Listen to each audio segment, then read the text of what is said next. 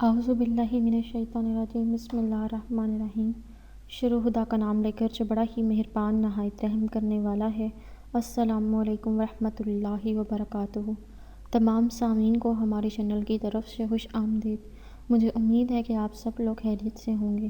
ناظرین، میں آج آپ لوگوں کی خدمت میں جو دعا لے کر حاضر ہوئی ہوں وہ نظر بد لگنے کے لیے ہے۔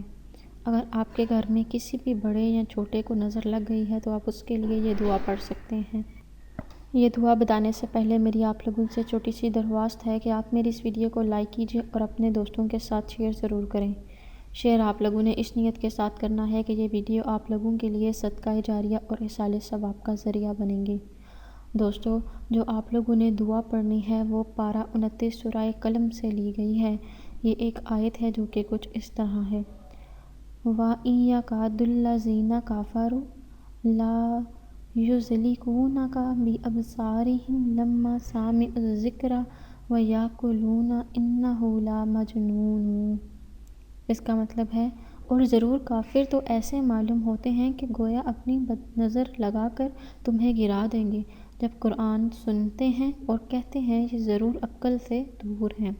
یہ آیت نظر بد سے بچنے کے لیے بہت ہی اکثیر ہے۔ حضرت سیدنا حسن رضی اللہ تعالیٰ عنہ نے فرمایا، جس کو نظر لگے اس پر یہ آیت پڑھ کر دم کر دی جائے۔ جو آپ نے دوسری آیت اس مقصد کے لیے پڑھنی ہے وہ کچھ اس طرح ہے: اللہم اذہب عنہ حرہا وبردہا ووصابہا، یعنی اے اللہ عز و جل اس نظر بد کی گرمی اور سردی اور مصیبت اس سے دور کر دے۔ یہ دعا آپ اس شخص کا پڑھ کر آپ لوگوں نے دم کر دینی ہے جس کو نظر لگی ہے۔ انشاءاللہ تعالیٰ اس کے اوپر سے بری نظر ختم ہو جائے گی۔ دوستو، اگر آپ لوگوں کو ہماری آج کی ویڈیو پسند آئی ہے تو کمنٹس میں اس کا اظہار ضرور کیجیے گا۔ انشاءاللہ تعالیٰ آپ سے پھر ملاقات ہوگی بہت جلد ایک نئی دعا کے ساتھ۔ تب تک کے لیے مجھے اجازت دیجیے۔ اپنی دعاؤں میں یاد ضرور رکھیے گا۔ اللہ حافظ و ناصر۔